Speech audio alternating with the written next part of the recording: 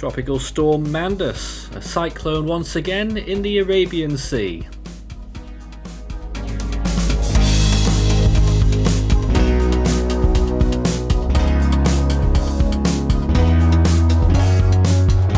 And now the latest around the wide world of tropics.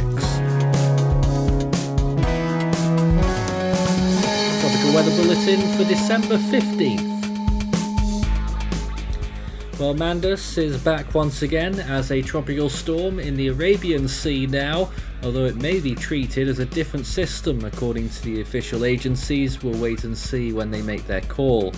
We're still at 91 storms around the world so far this year, with not long to go, and nothing else active around the world at the moment. It is 168 days until the start of Atlantic hurricane season next year, if that cheers you up any.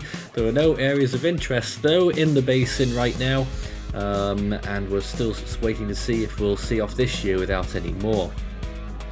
In the Western Pacific, nothing to look at either. No areas of interest here, although it is the most likely Northern Hemisphere basin to get late season activity. Who knows, it may still happen, but chances are getting fairly slim.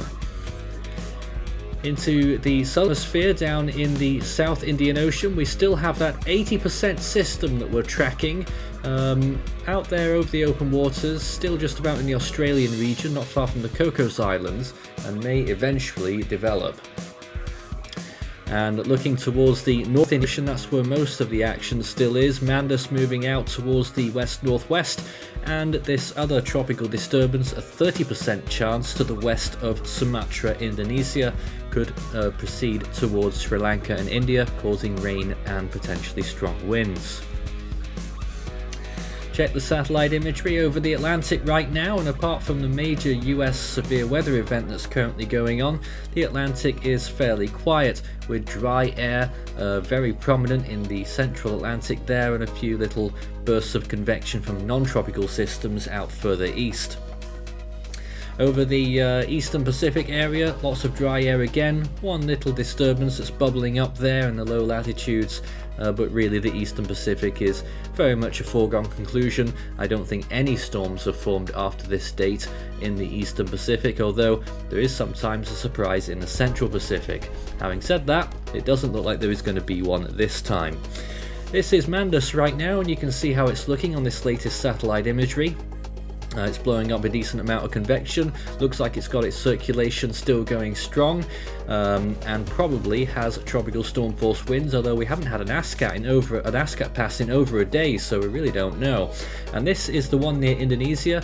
You can see there a bit some convection, sometimes trying to get over it, but looks like it's been moving away quite a bit, and it really can't get itself going properly. It is still a very low latitude. It's something that we've been monitoring for a few days, a broad system that bears further tracking.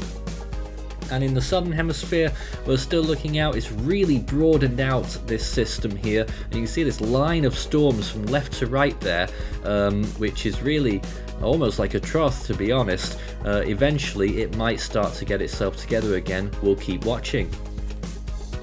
And this is a long, wide shot of the Western Pacific, and you can see not very much is going on here. The intertropical convergence zone looks like it's quite active, but generally they're really not looking at any substantial stormy conditions over the basin. Things are quiet. In the Indian Ocean wide shot, you can see everything that's currently going on there. There's certainly a lot of buzz and convection that's lurking around many corners of the ocean. Land areas not really suffering from any substantial rainfall today. And in the Australian region, looks like we've got another front moving through the northern part of Australia, just about reaching the east coast right now. And over in New Zealand area towards Fiji and Samoa, still looking at that other system there that might have a very faint chance of developing in the coming week. Let's check the sea surface temperatures in the eastern and central Pacific. A few more holes opening up out west in the 26 degree isotherm, and in the east up the coast of Mexico, still a decent area of 28 degrees Celsius waters. In the western Caribbean, still decent temperatures there as well, but they are still trending downwards, especially further north towards the US coastline. Very little to work with for any potential late season systems. And in the eastern hemisphere, looking at the Indian Ocean, the warmth is extending in the southern hemisphere and it's regressing still a little bit more in the northern hemisphere. Off the coast of India, temperatures barely suitable for tropical cyclone genesis, and in the western Pacific, still decent temperatures in the Philippine Sea and some of the South China Sea, but it's the Australian region that's really warming up above 30 degrees there for large parts of the northern coastline of Australia, and that is pretty usual for this time of year. Also extending into the South Pacific too, though, you'll note, towards Vanuatu. It is above average in the Coral Sea out towards Fiji. The La Nina still quite clearly in place, and in the Atlantic, the Gulf of Mexico much warmer than usual for whatever that's worth, and in the Indian Ocean it's really hit and miss actually, some areas above and some areas below the average. The area where that 80% system is in is actually a little bit below right now. Oceanic heat content is extremely high around the Solomon Islands, just around to the northern Vanuatu Islands, and moderate towards Fiji and Samoa. In the Western Pacific, there's still a fair bank of good oceanic heat content values in the Philippine Sea, in around the 10 to 15 degree latitude areas to the west of the Mariana Islands.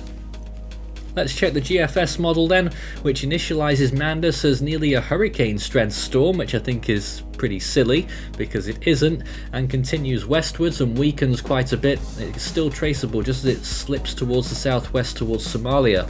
Looking towards that other system in the Bay of Bengal there, very low latitude, look out for that rotation, but then you want to look for the stronger wind speeds as well, and it really gets tangled up there, and it really does seem to get a proper circulation going for long enough. Southern hemisphere, look at this, you can really draw a line in that brief period there of how skewed this system is, and eventually it wraps up once again and could become that tropical cyclone that we've been waiting for, but it still doesn't happen very clearly on that imagery at all there. And to be honest, some doubts starting to creep in about whether this will form. Although the GFS is probably the most pessimistic of the models so far, ECMWF has it as a solid depression, and the CMC wants it to go with a tropical storm with no hassle at all. In the longer range, this is what we're looking at in the North Indian Ocean. Let's see what happens next. That system in the Bay of Bengal finally winds up and does become a tropical cyclone to the northeast of Sri Lanka. Funny enough, in that area that I was talking about having only marginal sea surface temperatures, so that would be really interesting. And then following in very close to where Mandous made landfall, probably close to Chennai, and then moving inland later on in that run. This is up to the 10-day period, this longer range, and down towards the southwest Indian Ocean. This second system eventually forms as well, the one that we've been watching further towards the west for potential signs, and another system in the Mozambique Channel, which this time makes landfall in Madagascar. In our last update it was going towards Mozambique, and this is how models can change on a dime really, and that one in the southwest Indian Ocean could become a category 1 there as well, looking at that imagery there. But don't forget, it could still be all changed. This is still over 5 days out. Well, that's all the serious stuff done with. You can scan the barcode and take a look at the Force 13 merch store for all of our latest products, including our hoodies, which are really nice and comfortable for the winter, and our Still Waiting for Hone t-shirt, which you can still get because we are indeed still waiting for that darn storm. Well, in the silly range, we're now looking at the Eastern Pacific. I have no idea why, so I'll just tell you about the Force 13 merch store again, and you can also request full season and individual storm animations on request on there as well. But look at this, in the Eastern Pacific, 29th and 30th of December, a tropical storm forming around the 140 degrees west mark, and potentially becoming, could that be Hone, or could it be Seymour? Who knows what it might be, but most likely it won't be anything at all, so don't get too excited. This is the first time we've seen it, and it's right at the very end of the run. Here's the Indian storm making landfall there, strengthening as it does so, not far from category 1 status, and then maybe another disturbance behind it. So that would be 3 in a row if that one got anywhere near developing right at the end of the year there, taking us through the end of the 30th. That's how far the models go to now. So actually, in a couple of days, we will be able to take a look at the first day of 2023 on our model runs. But there it is again, that weak system headed towards southern India. Again, I wouldn't be concerned about either of those systems yet, it's a long way out. Something else that's a very long way out is another system that develops in the Coral Sea, and look what happens to this one. Rapidly strengthens on the 27th and 28th to a Category 3 storm, maybe a Category 4 as it approaches New Caledonia, and swipes the island on the southern side and skirts through there towards the southeast right at the very end of the model run. Once again, that's getting up towards day 16. It's an extremely long way out, but it wouldn't be a surprise to see something like that at this time of year, especially after the quiet start that we've seen so far. Well then, what happened on this day, on December 15th, 1999, there was a very powerful storm, John, which was making landfall in Western Australia as a Category 4 on the Saffir-Simpson scale. Probably, I think, if not certainly, a Category 5 on the Australian scale. To its northwest was a fairly weak Ilsa, a tropical storm which was going to follow John into Western Australia a few days later, and Tropical Depression 33W, which never got a name, that was just about to move inland over Vietnam.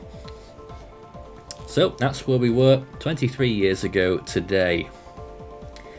Back to today, the next name on the Atlantic naming list, if we get there, unlikely now, is Owen.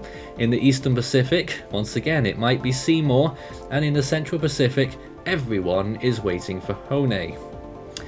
In the Western Pacific, the next name now that we've had Pakar a few days ago, the next name is Sanvu, and in the North Indian Ocean, next up is Mocha, which could get used for this second part of Mandous, which will make things horribly confusing, and I sincerely hope not. And in the Southern Hemisphere, the next name in the Australian region is Darien, the Southwest Indian Ocean, Cheniso, and in the South Pacific, it's Harley. That's all from tonight's Tropical Weather Bulletin. We'll be back again either tomorrow or the following night.